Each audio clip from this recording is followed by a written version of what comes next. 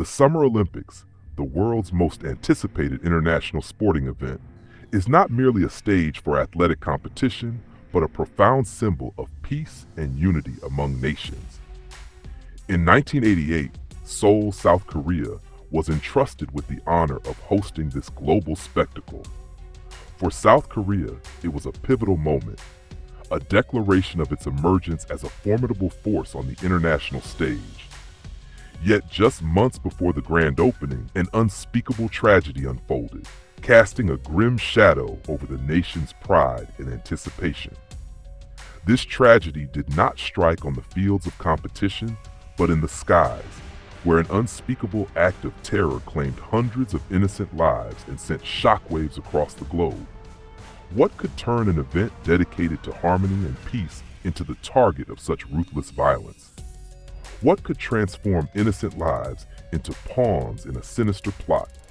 The answers lie in the haunting tragedy of Korean Air Flight 858, a disaster that transcended the bounds of an aviation catastrophe to become a chilling reminder of the brutal realities of terrorism and the fragility of reconciliation efforts between North and South Korea. On November 29, 1987, Korean Air Flight 858, en route from Baghdad to Seoul, vanished from radar screens without warning. In the days that followed, fragments of the aircraft were discovered in the Andaman Sea, revealing the horrifying truth. The plane had been destroyed by a bomb. All 115 passengers and crew members perished, their lives abruptly extinguished, their dreams left to drift with the wreckage. But who orchestrated this heinous act? What were their motives? And what truly transpired on that ill-fated flight? The story of Flight 858 is not merely a tale of individual loss. It is a dark chapter in the annals of international relations, a grim testament to the reach of terror, and a story that must be told so the world never forgets the bitter lessons learned in its wake. In 1988, South Korea earned the distinguished honor of hosting the 24th Summer Olympic Games. As history has shown, hosting the Olympics is more than just a testament to a nation's capabilities. It's a catalyst for political, economic, and cultural transformation. The Games were scheduled to take place in Seoul from September 17th to October 2nd, promising an electrifying atmosphere as athletes and spectators from around the globe prepared to gather. South Korea poured immense effort into preparing for this monumental event. Yet, behind the scenes of these grand preparations, a sinister plot was quietly unfolding. On November 29, 1987, Korean Air Flight 858, operated by South Korea's flagship airline, departed Baghdad, Iraq, with Seoul as its final destination. Along the way, the flight was set to make stops in Abu Dhabi, United Arab Emirates, and Bangkok, Thailand. After safely landing in Abu Dhabi, where 15 passengers disembarked, the aircraft continued its journey toward Bangkok with 104 passengers and 11 crew members on board. Except for one foreign national, the passengers were South Koreans, primarily overseas workers returning home. Tragically, none of the 115 individuals aboard would ever reach their destination. At approximately 2 p.m., as the plane flew over the Andaman Sea, it vanished without a trace. Just before disappearing, the aircraft had entered Myanmar's airspace and contacted Myanmar Air Traffic Control, reporting normal conditions at an altitude of 37,000 feet and confirming an on-time arrival in Bangkok. Moments later, the radar screen went blank. The plane had vanished over waters roughly 137 miles south of Yangon. Bangkok's Don Mueang Airport, where the flight was expected to land, never received further communication, prompting South Korean authorities to launch an immediate inquiry. Initially, South Korea underestimated the gravity of the situation, hypothesizing that the aircraft might have made an emergency landing near Myanmar due to a technical malfunction. This seemed plausible. The Boeing 707 had been in service for 16 years and experienced a mechanical failure just 2 months earlier. In that incident, The landing gear failed to deploy on approach to Seoul's Gimpo Airport, forcing a belly landing that inflicted significant damage on the plane, damage that was later repaired. If another malfunction had occurred, rescuers believe the dense jungles of Myanmar, the surrounding seas, or nearby islands might hold the key to the aircraft's location. Search operations, involving helicopters scouring the forests, waters, and islands along Myanmar's coast, found nothing. The absence of wreckage or distress signals cast doubt on the theory of technical failure. After all, in the event of such an emergency, the crew would likely have had enough time to radio for help. The sudden, unexplained loss of contact raised chilling suspicions. Could this have been an act of sabotage or hijacking? South Korean officials recalled a precedent from 1969, when North Korean agents hijacked a South Korean aircraft, forcing it to land in Pyongyang. Though some passengers were eventually returned, the possibility of foul play in Flight 858's disappearance could not be ignored. Investigators turned their attention to a critical clue: the flight's brief stopover in Abu Dhabi, where 15 passengers disembarked. Among them were two individuals who quickly aroused suspicion. Traveling under Japanese passports, a 69-year-old man named Mumi Haya and his 27-year-old daughter, Shinichi Haya, stood out. Their peculiar itinerary raised questions. They flew from Baghdad to Abu Dhabi, immediately boarded another flight to Bahrain, and later purchased tickets to Rome. The sequence of flights seemed unnecessarily convoluted for ordinary travelers. Further scrutiny revealed a more damning detail: their passports were counterfeit. Real individuals named Mumi and Shinichi Haya existed in Japan, but they had never left their home country. Alarm bells rang. South Korean investigators rushed to Bahrain, where the pair was staying at a hotel. However, lacking concrete evidence, their initial meeting yielded little more than basic information. The investigators planned to follow up the next day, but the suspects, evidently sensing danger, fled before dawn. They checked out of the hotel and headed for Bahrain International Airport, attempting to escape. Their plans were thwarted. Staff from the Japanese embassy were already stationed at the airport. Shinichi's forged ticket was flagged, and the authorities detained her for questioning. Two individuals were arrested at the airport under suspicious circumstances. Initial searches of their carry-on luggage yielded nothing unusual. During questioning, both detainees requested cigarettes, seemingly a benign act. They each retrieved cigarettes they had brought, raising no immediate alarms. However, the ordinary act took a horrifying turn. As Mayumi bit into her cigarette filter, she began convulsing violently and collapsed. Shinichi's reaction came moments later. The police swiftly removed her cigarette, recognizing something was amiss, but it was already too late. She too collapsed. It became evident they had ingested poison. The rapid onset of symptoms pointed to a potent, fast-acting toxin, far from ordinary. Authorities rushed them to a hospital. Mayumi was declared dead, while Shinichi, who had bitten the filter slightly later and benefited from the officer's quick intervention, survived. At that moment, South Korean authorities had no solid evidence linking the Japanese passengers to the disappearance of Flight 858. Still, their behavior heightened suspicions. After regaining consciousness, Shinichi repeatedly attempted suicide, biting her tongue or holding her breath, but failed each time. Both Bahraini and South Korean police agreed that keeping Shinichi alive was paramount, as she might hold the key to unraveling a larger conspiracy. Weak and closely monitored around the clock, Shinichi was placed under heavy guard. As her condition improved, she was brought in for questioning. Initially silent, she eventually broke her composure and, speaking fluent Mandarin, revealed her true identity.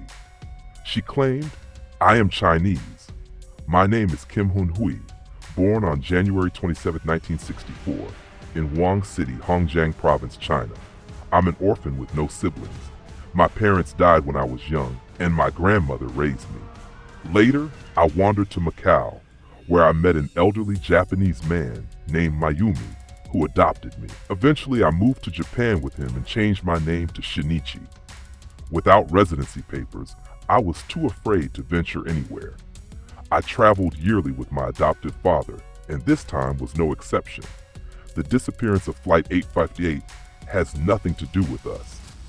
Her tale, peppered with emotional details, was accompanied by tears. Yet, investigators were unfazed by her beauty or sentiments, noting inconsistencies in her account. To verify Shinichi's claims, Bahraini authorities enlisted Camila, a British linguist fluent in Mandarin and Cantonese. With her assistance, several discrepancies emerged. First, there was no city called Wuhan in China at the time, only a district bearing a similar name. Moreover, Shinichi faltered when asked about local customs and landmarks of her supposed hometown. Another glaring oddity was her fluency in Cantonese, contrasted with her professed inability to recall the northeastern dialect native to the region she claimed as home. Despite thorough interrogation, the Bahrain police gathered no additional information.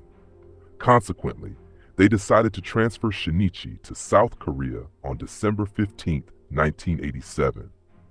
A private plane was arranged to ensure her security. Upon landing at Gimpo Airport, Shinichi was tightly restrained by security personnel to prevent any further suicide attempts, with her mouth covered as an added precaution. The arrival of the enigmatic and striking Shinichi made national headlines in South Korea. Public fascination grew, with many unable to reconcile her beauty with her alleged role as a spy. Transported to an underground interrogation facility in Namsan, Seoul, Shinichi clung to her initial story, insisting she was Huni from Wuhan, China, and had no understanding of Korean. Her inability to respond to Korean language inquiries lent superficial credence to her claim. However, South Korean authorities suspected she possessed exceptional psychological training. Her persistent attempts at suicide suggested remarkable mental resilience, further fueling doubts about her declarations. To test their theory, investigators employed subtle tactics. When Shinichi rested her hands on a table, an officer casually remarked in Korean, "Look at those long, delicate fingers. Surely the hands of a trained agent." Reacting instinctively, Shinichi withdrew her hands, a gesture immediately noted. Next, officers shared a joke in Korean within her earshot. Though she outwardly maintained composure, she later excused herself to the restroom, turned on the faucet, and laughed discreetly, using the sound of running water to mask her reaction. These slip-ups revealed a comprehension of Korean that undermined her claims. Finally, investigators feigned curiosity, asking, "What kind of TV do you use at home?" Without hesitation, she replied, "Kimilung," mispronouncing Kim Dar, a television brand manufactured exclusively in North Korea.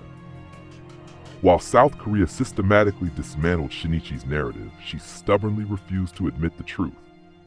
Authorities faced a dilemma. Coercive methods risked international condemnation, and as a highly trained operative, Shinichi was likely impervious to conventional interrogation. After much deliberation, South Korea adopted an unconventional approach. Rather than subjecting her to harsh treatment, they granted Shinichi considerable freedom. She was allowed to watch television, read newspapers, and tour various parts of Seoul, albeit under strict surveillance. As she observed the bustling streets, vibrant markets, towering skyscrapers, and well-dressed citizens, her worldview began to crumble. Having been indoctrinated for years with the belief that South Korea was a desolate, capitalist puppet state plagued by poverty and misery, the reality before her eyes was a stark revelation. Over 8 days of first-hand exposure, the rigid beliefs instilled in Shinichi over 15 years began to erode. On the evening of December 23, 1987, she confessed everything. She admitted her true identity, Kim Hyun-hui, a North Korean agent. That night, the veil of lies was lifted, and the chilling truth emerged. North Korean agents behind the Korean Air Flight 858 bombing, an investigative report. The woman who stood at the center of one of the most devastating aviation incidents in modern history was known by the alias Kim Ok-ha. Her accomplice, identified as Kim's Il, also operated under the codename Kim's Il. Both were confirmed to be North Korean operatives. Kim Hyun-hui, as she later revealed herself, admitted that the disappearance of Korean Air Flight 858 was no mystery. It was their doing. The duo had planted a timed bomb aboard the aircraft, which later exploded mid-flight, obliterating the plane. The motives behind this brazen act were chilling. North Korea sought to sabotage the upcoming Seoul Olympics, sending a message to the world and discouraging international participation. By derailing the event, Pyongyang hoped to advance its goal of unifying the Korean peninsula under its control. On January 15, 1988, at precisely 9 a.m., South Korean officials convened a press conference that would send shockwaves across the globe. They announced that the destruction of Korean Air Flight 858 over the Andaman Sea was the result of a timed bomb, claiming the lives of all 115 people aboard. In a dramatic turn, Kim Hyun-hui, face covered in shame, was brought before the press. The authorities named her one of the principal culprits and confirmed her status as a North Korean spy. Amid the glare of cameras, Hyun-hui confessed to her crimes. Bowing deeply, she apologized to the reporters and, more importantly, to the families of the victims, leaving the audience, grieving families included, stunned. South Korea's revelations ignited global outrage, placing North Korea firmly in the crosshairs of international condemnation. Pyongyang, however, vehemently denied involvement, dismissing the allegations as fabrications orchestrated by Seoul.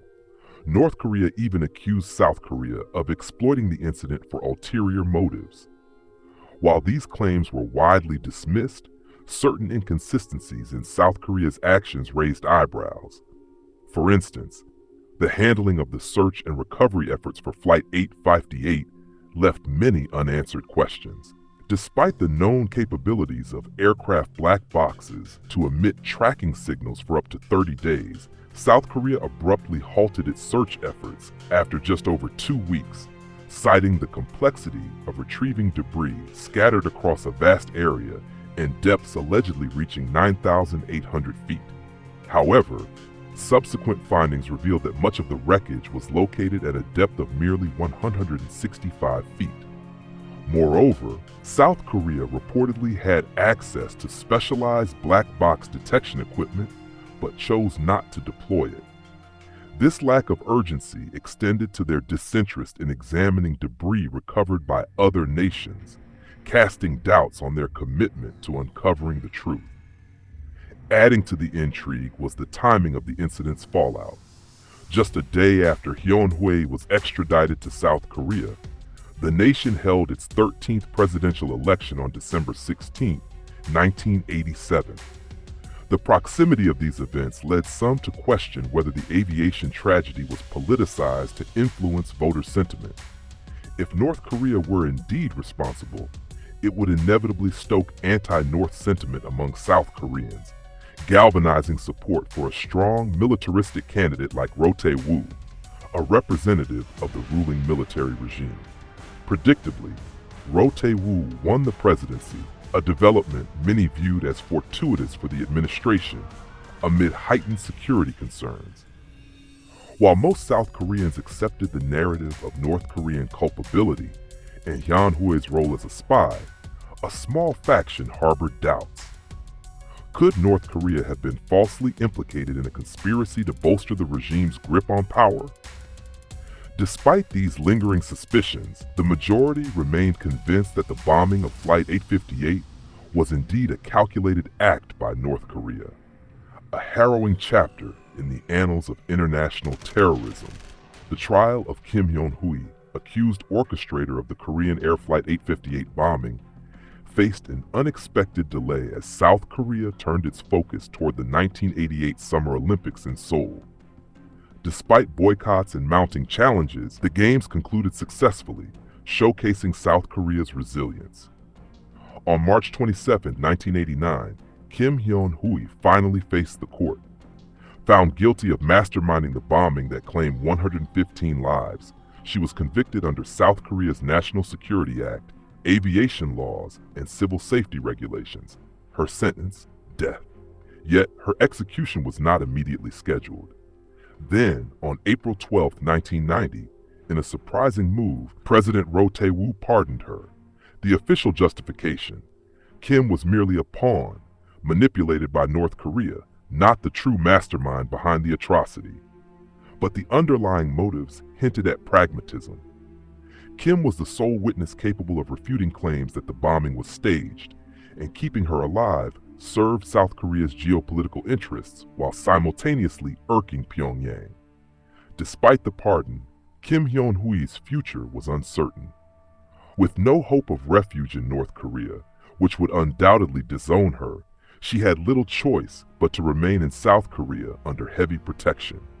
Her striking beauty and seemingly innocent demeanor starkly contrasted with the monstrous crime she was accused of. Her tearful public apology evoked sympathy from many, and remarkably, some South Koreans even became her admirers. The public's fascination with Kim extended beyond her crimes to her enigmatic past.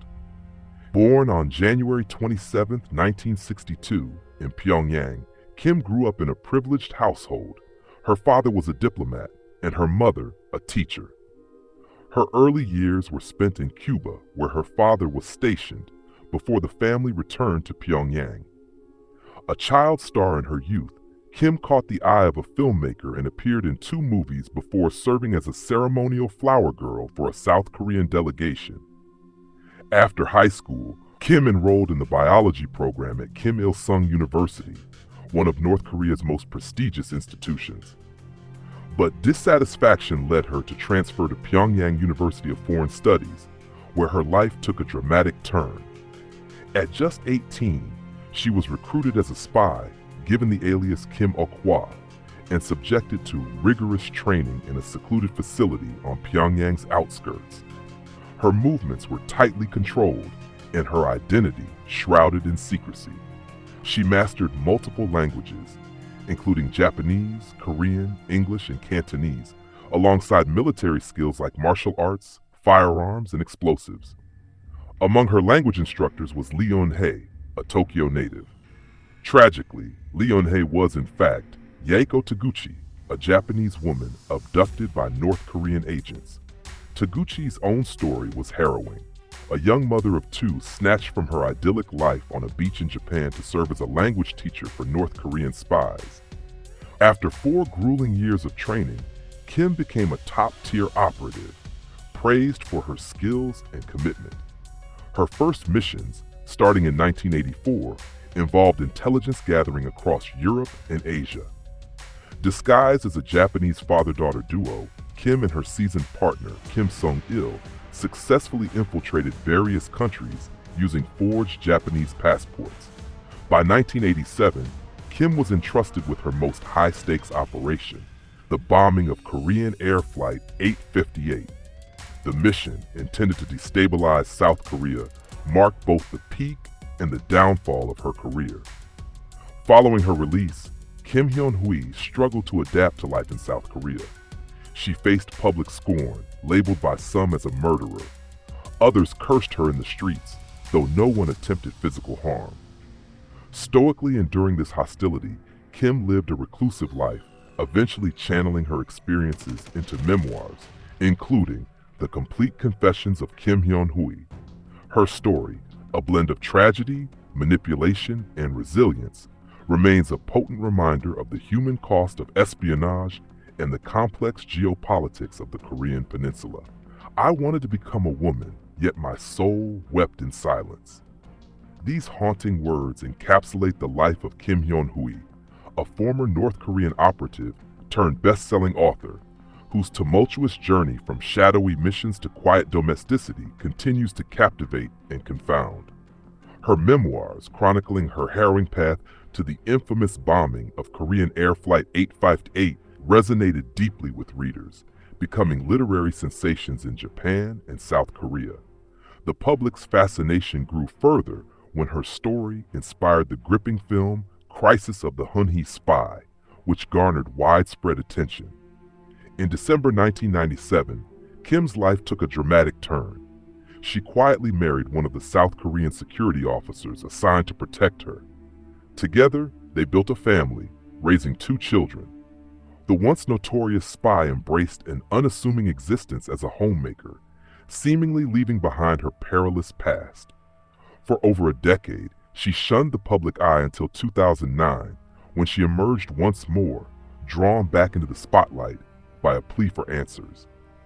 In April of that year, Japanese officials orchestrated a covert meeting in Seoul between Kim and the family of Yaeko Taguchi, a Japanese woman abducted by North Korea. Among the attendees was Taguchi's son, whose yearning to uncover his mother's fate was profoundly moving. Kim's revelation was staggering. Yaeko Taguchi was still alive. The meeting rekindled hope and underscored the far-reaching human cost of political machinations. A year later, on July 20, 2010, Kim made her first journey to Japan, stepping onto foreign soil after years of living in seclusion. During her 4-day visit, she met Taguchi's parents and son, offering them a semblance of closure. Yet, Kim's quest for redemption was far from over. On January 15, 2013, Kim appeared on the South Korean NBC program, The Life of Yeon-hui, Confessions of a Spy. The broadcast sought to dispel lingering doubts about her role in the bombing of Korean Air Flight 858, a tragedy that claimed 115 innocent lives. In a poignant moment, she declared, "What I did deserves the death penalty. I believe the only reason I'm alive is to bear witness to the truth of North Korea's terrorism. Testifying to that truth has become my destiny." Over time, much of the South Korean public came to forgive Kim, recognizing the tragic contours of her life. She had been robbed of choice, manipulated by a regime that thrived on propaganda and control. Even as a wife and mother, living an ostensibly normal life, Kim bore the indelible scars of her past.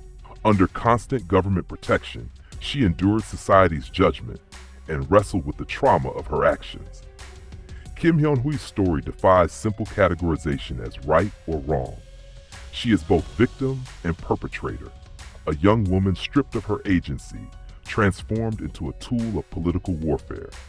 The bombing of Flight 858 was not only a devastating loss for its victims, but also a grim marker of her own shattered humanity. Ultimately, Kim's life serves as a somber reflection on the devastating toll of war and division. It is a tale of individuals ensnared in the whirlwind of hatred and violence, reminding us of the profound need for reconciliation and peace. Let us hope such tragedies remain confined to history. Conclusion: a tragic story of life. The bombing of Korean Air Flight 858 was not only a tragic loss of 115 innocent lives, but also a harrowing reminder of the devastating consequences of political division and hatred. Kim Hyun-hui's life, from a trained operative tasked with carrying out such atrocities to a woman burdened by immense regret, reflects the brutal realities of an oppressive regime. To the public, Kim became the embodiment of 2 extremes. Both the perpetrator of one of the most horrific acts of aviation terrorism in history, and a victim of a system that stripped her of autonomy and humanity. Her tears of remorse cannot restore the lives lost, but they played a vital role in exposing the dark truths behind these sinister plots. Decades later, the wounds of the Korean Air 858 tragedy remain raw, both for the families of the victims and those connected to the events.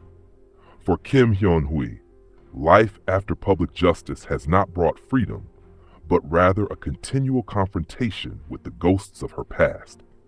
As a wife, mother, and witness to the crimes she once committed, Kim became a tragic figure in a larger narrative where political agendas reduce individuals to mere tools, their personal suffering eclipsed by national ambitions. The story of Flight 858 serves as a sobering reminder that all conflict and hatred leave lasting scars, far beyond the political stage. It calls for a world where unity and compassion prevail, ensuring that no one has to endure the pain of being exploited or bearing the weight of violence.